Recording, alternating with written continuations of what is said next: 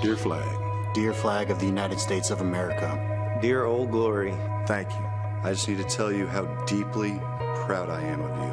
And I want to thank you for all you endure. I have always loved you. And at first it frustrated me to see others not stand for you. Right or wrong, It angered me. It hurt me. But now with a little patience, a little listening, I find my heart is full. This powerful video made by wounded veterans and athletes giving their take on the national anthem debate. The video produced by the Adaptive Training Foundation. That's a Dallas gym run by a former NFL linebacker who decided to focus not just on people in top physical condition, but also on those who suffered life-altering injuries, often on the battlefield.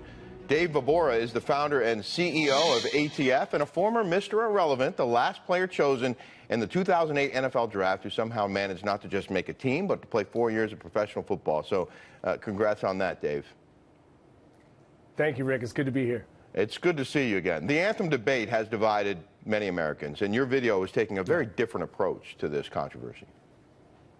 Yeah, I think if we focus on what we want to move away from, we kind of stay stagnant. But if we can fix our eyes on something that we want to move toward, that's a whole different focus. And so the intent behind this video was to, perhaps through the lens of gratitude, invite all people into a story. And that inclusion is one for us as Americans to be grateful and to show gratitude to the fact that we can even have the conversation. And a lot of the veterans that are in that video, in fact, were the ones that said, I'll never watch an NFL game again, right? I'm burning my stuff. And I was the one, as a former NFL player, to say, well, let's hold on a second. You know, and we went deep and we had some hard conversations, which ultimately led us to making the Dear Flag video. I met a couple of the guys in that video when I met you in Dallas for that Marine Corps Law Enforcement Foundation event, and these are obviously some very brave people who lost limbs or suffered catastrophic injuries, and they're getting some pretty special attention, as we can see in the videos here. Yeah, you know, when President Bush and Speaker Ryan came in to visit our gym earlier this summer, Bush looked at him and said, look, your greatest opportunity as a leader is in front of you. And I believe that because I think this is the type of statement. Look, it doesn't matter who goes first in this situation because we can't move forward without each other. So I believe great leadership is about doing what you can where you are with what you have. And that's what these veterans and civilians from the Adaptive Training Foundation have done. And they pose specific challenges for you as a trainer because they're missing limbs. Sure. Yeah, you know, I think impossible is only an opinion. And these guys, they embody what it is to have the indomitable human spirit. And we're all humans. And so I think we're quick to sometimes marginalize our own capabilities. You know, and I hear people say, well, my vote doesn't matter. Well, I don't believe that. I believe that how we create a systemic change is by empowering people. And I think that this Dear Flag movement, you know, what we've been flooded with on the dearflag.com website is people's emails writing in saying, hey, I would have never thought I'd be writing this. But I'm writing this to you saying that somehow your video changed something for me. You know, I will still stand or I will still kneel, and that's okay. But how do we create a narrative, or how can we prove that there's even a conversation to be had out of kindness and respect? And the theme of that video is basically that what the flag stands for is what enables people to kneel and others to stand. It's the rights that we have that are so important.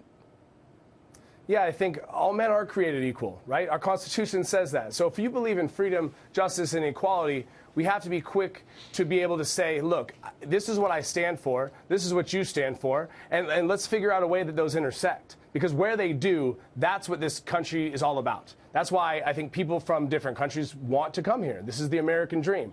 But in this current state, this climate is so volatile that people can't see through that. So I think the only way to create a perspective is to look to people like this, that at some level through our society has been marginalized. You know, they've been treated almost as less than. And in this case, as football players, that sometimes are treated as almost a commodity or almost as something that is, you know, expendable. We have to look at our deep worth as human beings. And I think that's what our Constitution stands for. And that's why, you know, I'm here to fight for the social injustices and for that flag. When you played for the Rams and the Seahawks, players weren't kneeling during the national anthem. And I wonder what you would have done. You know, again, I think that there's a part of this team atmosphere in solidarity that matters. And you go to sweat and to bleed for these guys and put your body on the line. And I think that's an internal conversation. You know, again, I think that America needs a place to go from where we are. And so that's why we want to fix our gaze outside of even what the players are doing and labeling that as protest, because we know it's not actually against the veterans. It's not actually against those freedoms. It is, in fact, against something totally different. So how do we move to a different arena so that people can stop focusing on, you know, what is so emotionally charged? David, we want to encourage folks to go to deerflag.com and check out this video. And we also want to know from you, what would you tell people if they want to get involved on some level with the kinds of things that you're doing? You know, again, I'm wearing this shirt. I think this is, if you find yourself in this story, I think everyone has their own Deer Flag narrative. And so submit that to us, right, on deerflag.com, right, whether that's in writing or in a video submission. We want to know. I want to encourage youth and young people to be able to prove that we can have this conversation. And again, regardless of whether you think you're a leader, I'm empowering you and I'm qualifying you that you are. And that is something that we do at the gym. And that's why this video was made, because people were willing to say, hey, look, I may not like it, it may be uncomfortable, but I'm willing to stand in the fact that we can be grateful for what that flag represents. Dave Vobora with the Adaptive Training Foundation. Dave, we appreciate your time tonight. Thanks very much. Thank you, Rick.